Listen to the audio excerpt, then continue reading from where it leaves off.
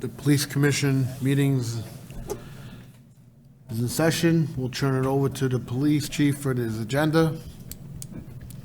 The mayor is away. We have a quorum.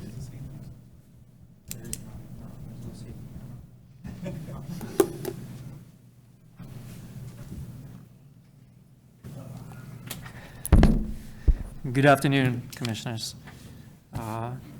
This evening I have our traditional agenda. Towards the end, I would ask that we go into executive session to discuss some personnel matters. But I don't have a tremendous amount on this evening's agenda. No interviews or anything to that nature this evening. Hopefully everyone's well. Yep, thank you. So, getting started. Just going over statistics for the month of April. For the month of April, the department handled 2,683 calls for service, which was a slight decrease over March, which was 2,884 calls for service. In regards to crimes, for the month of April, the department investigated 55 Part 1 crimes. Out of those 55, 7 of them were in the violent category and 48 were property category. Out of the 48, 42 were larceny. That continues to be our main driving force, is the larcenies. In March, the department investigated 52 Part 1 crimes, so there was a slight increase there from 52 to 55. Part 2 crimes for the month of April, the department investigated 167 Part 2 crimes in comparison to 186 in the month of March. Arrest for the month of April, department made 208 arrests, which is a slight increase over 203 made in March. Traffic summons for the month of April, 230 summons were issued, which was a pretty significant decrease over March, in which we issued 340. Parking tickets for the month, again, a significant decrease, issued 255 in comparison to 434 in March. And uses of force for the month of April, there were 6, which equates to, when you compare them to the number of arrests, 2.8% of our encounters ended in some type of use of force. For the month of April, the department also investigated 1 report of a shots fired incident, which was on April 21st. The actual call came in that it was on Hannaford Street. However, during investigation, the caller was there, but was reporting that shots fired were at the bar Jay-Z's on Dawson Avenue. Through response and investigation, that was determined to be unfounded. Would the commission like to discuss any of the statistics in more detail? We're good. Okay. Speaking of statistics and whatnot, I did forward the commission the minutes from the April commission meeting for your review. Would you like to discuss them at all? You got them? Nothing? I got to slide something in there once in a while, huh? Being no discussion, could I have a motion to accept as written? I have a motion by Commissioner Mills, second by Commissioner Rodriguez. All in favor? Aye. I appreciate that. Moving into staffing. As we sit this evening, I have 2 vacancies. I have 73 sworn personnel on the books right now, budgeted for 75 for this year. Out of my 73 personnel, I have 1 that's still deployed on military leave. I have 4 currently in field training. I have 1 in the police academy, and I still have 1 that is still suspended. Police officers Lane and Brownstein, since our last meeting, have successfully completed their field training program and are working on their own now. They're assigned to squads. I actually just saw Officer Lane on my way over here, all smiles and happy to be part of our organization. They're both doing fantastic, very motivated, good additions to the department. Our last meeting, we did interview a potential candidate, Justin Hidalgo. Justin passed his medical and psychological evaluations, and he began his career with us on this past Monday, May 13th. So far, so good. Seems happy. Good feedback from the people that have interacted with him thus far. So this week he does all the onboarding, getting set, policy procedure, finance, all that type of stuff. So he'll be starting his field training program as of next week. As a reminder, Justin comes from NYPD. He had 3 years of experience there, so we'll get him through field training and get him onto his own, hopefully in a few months. Also, in our last meeting, the commission interviewed sergeant candidates and promoted Sergeant Michael Napoli. So far, so good. He's fitting right in. We did a quick orientation for a little over a week with some of our other sergeants with him, and we've actually assigned him to the midnight shift where he's working under Lieutenant Valentin right now. He seems to be adapting very well and taking his position very seriously. So I appreciate your support there. On April 27th, in collaboration with the Civil Service Department, we assisted with an agility exam for potential police officer candidates going forward to help us fill some of those vacancies. This group, on paper, from the original exam, there was just over 130 potential candidates. Out of those people, 21 showed up for the agility exam and 14 passed. So we continue to see the same variation in numbers there, that a big pool, by the time we get to the end of that available pool, we have a small pool. So What number, like, grades are they? 85s. 85. So it was 85 for the non-bilingual exam and 80s for the bilingual exam. So right now I have 4 potential candidates on the bilingual exam, and I have 11 potential candidates on the non-bilingual exam. So I actually sorted through them today, and I have them set to go down to the detective division to start backgrounds to help us get through some of the vacancies. This next item, this is something I've been working on for the last couple of years, and we are this close to making it come to reality. I actually worked with some of our elected officials on the state level to get some funding to do this, and it is to provide and bring on board to our organization what we're going to term as a service coordinator. I know many departments are looking at psychologists or therapists to help deal with some of the issues in the communities. I think there's a tremendous amount of resources available in the community. It's just connecting the people to the right resources. So I was able to, with my staff, secure some grant money to bring somebody on our staff.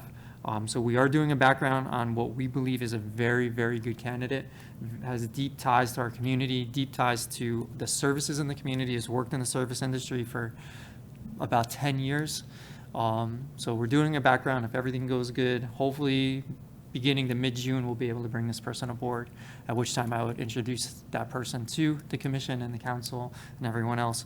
But looking forward to that. We have a workspace all set up for him, for that person coming in, and we're really looking forward to that. It's been a long time in the works, but very fortunate that Senator Skoufis's office was able to give us some funding.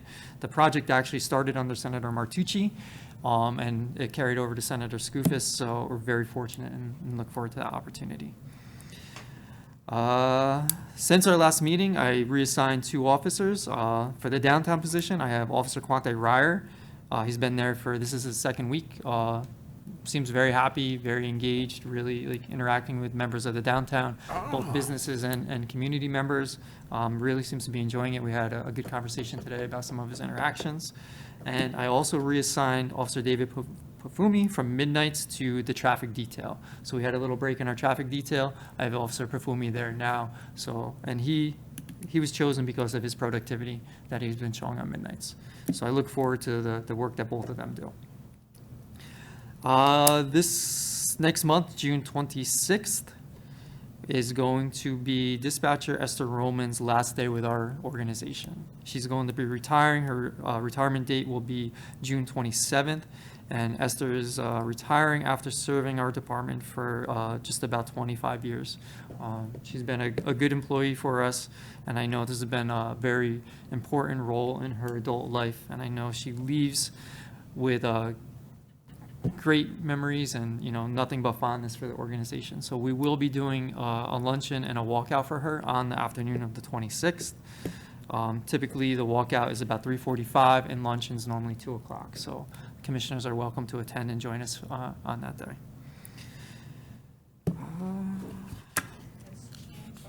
June 26th, it's Wednesday. It's also the day of the high school graduation. High school graduation is scheduled for the morning at 10 o'clock. Rain dates would be 11 o'clock, 12 o'clock, 1 o'clock, all the way up through to the 6 time o'clock, yeah. until they're able to get it in. So it was in our academy, the student academy? That's the 29th? May 29th. May 29th. Yep, so that's going to be the Leadership Academy, which will be right here at 5:30, I believe it is. Yeah, I'm almost positive 5:30. Yes, 5:30 here in the Common Council chamber. So that is the Youth Leadership Academy. This is like our third year now with that. That's Sergeant Welch oversees that, does an amazing job with it, and we continue to fill the room there.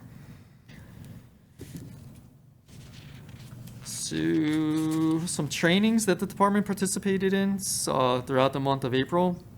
Firearms instructor course, managing narcotics informants, physical fitness instructor, our quarterly firearms qualifications for the entire department, defensive tactics refresher course, crime scene evidence specialist course, locating fugitives using social media, pen registers, and chasing IPs, drone in-service training, ghost guns, which is, they call it the new threat course, Mid-Hudson Regional DWI Enforcement Conference, integrating communications assessment and tactics, which is called ICAT, it's a de-escalation training, Data Master course, Wellness and Recovery Conference, Community Resources for Victims and Witness Services, Celebrate certification course, Arrest Processing course, Boyd's Auto Loop Action versus Reaction course, Crisis Communications Training and Tabletop Exercise, Taser Instructor, and Strategic Training and Planning course, and Leadership Overview course.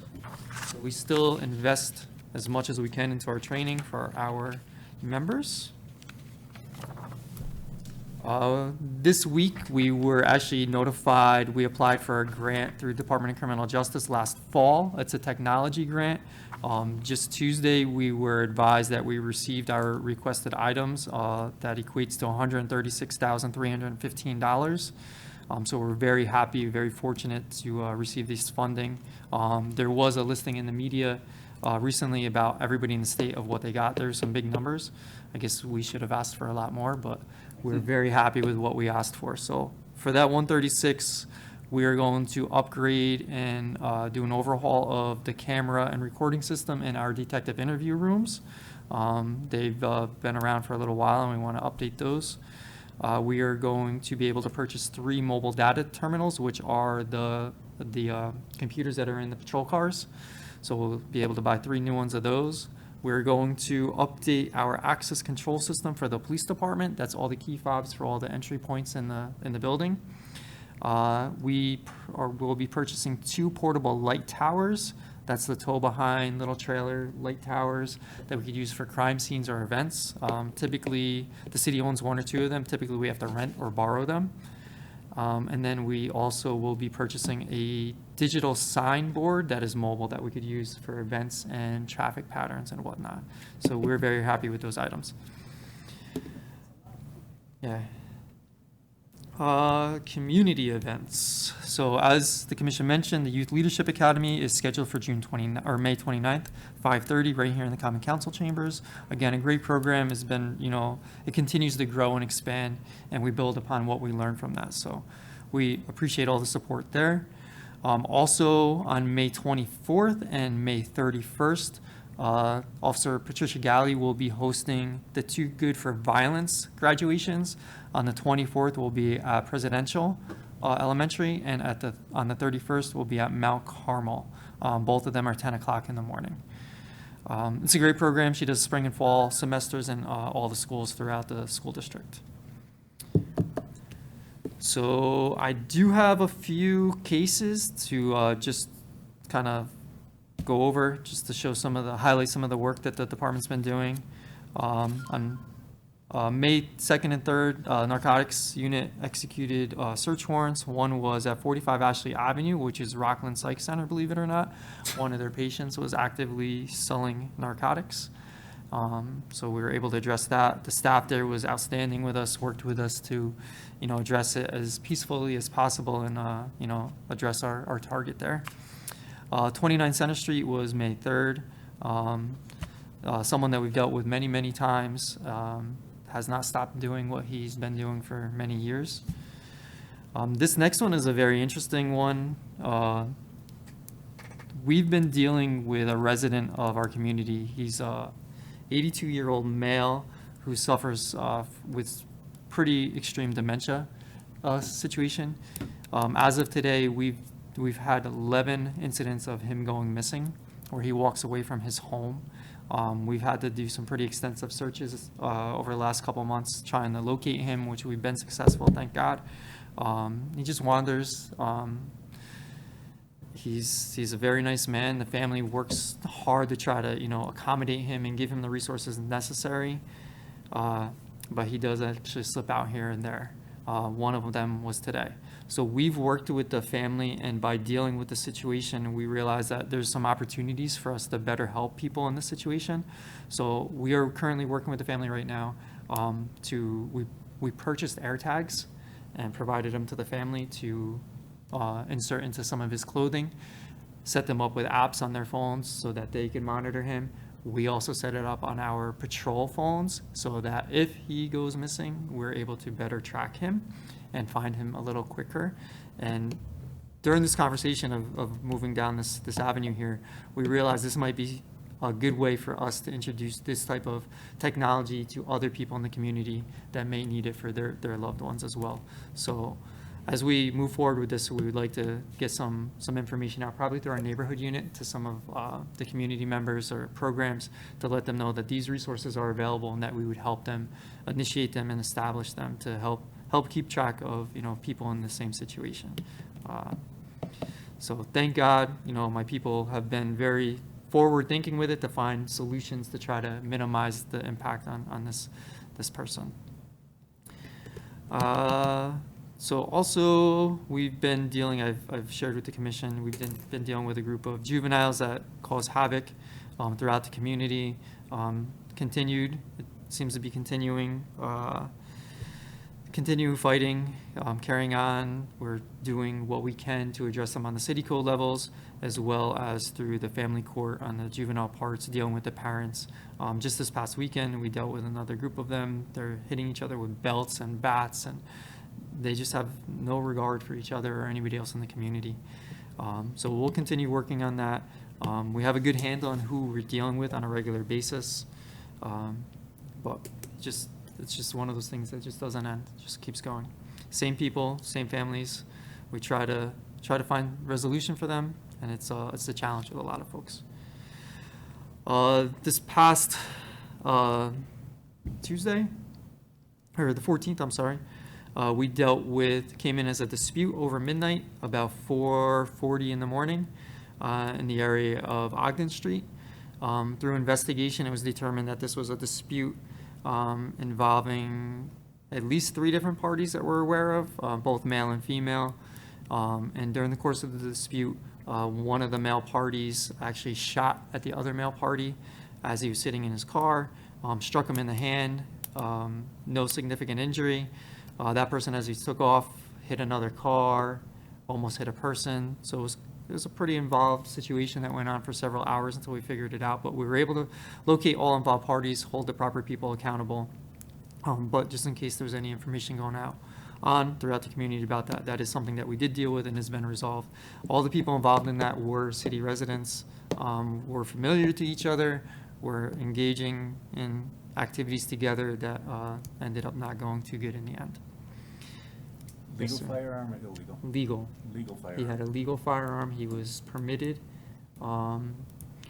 We were able to recover them all, and we were working with our prosecutors on what to do with him going forward.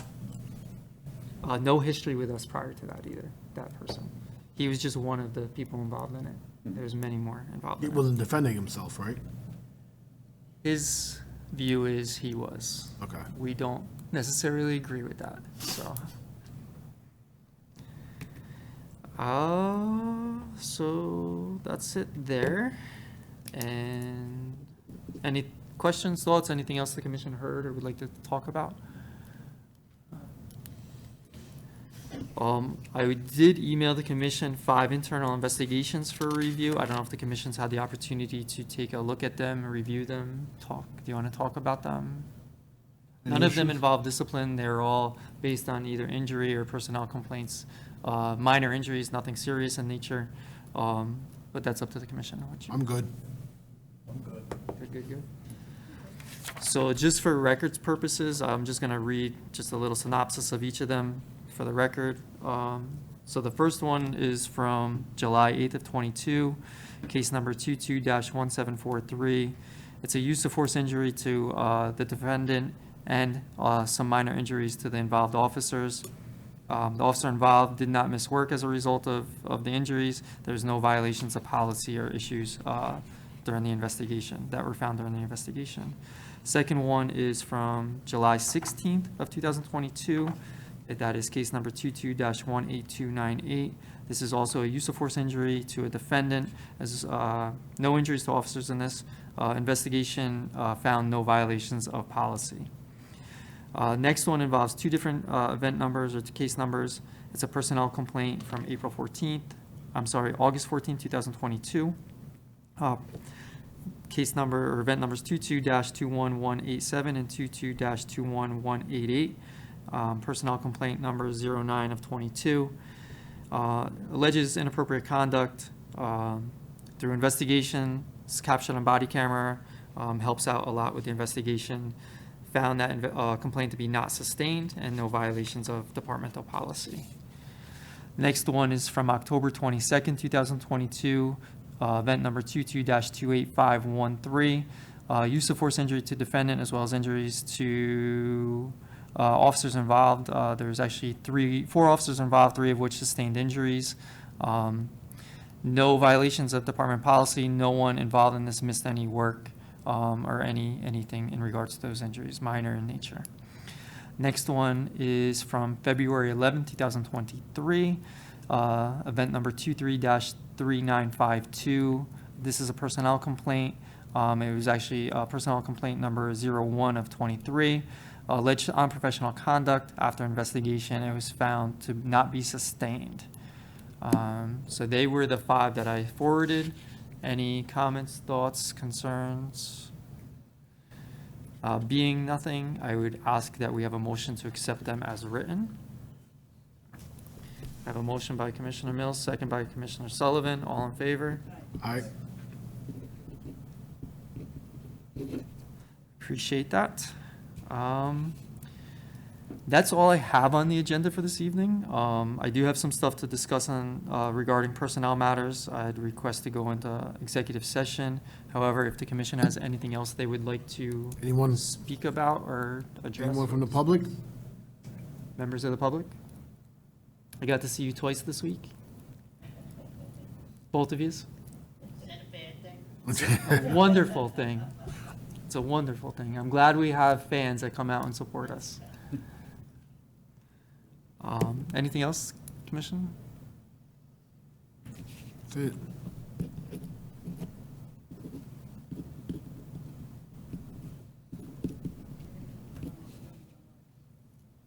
Please be advised this ends the public portion of today's meeting.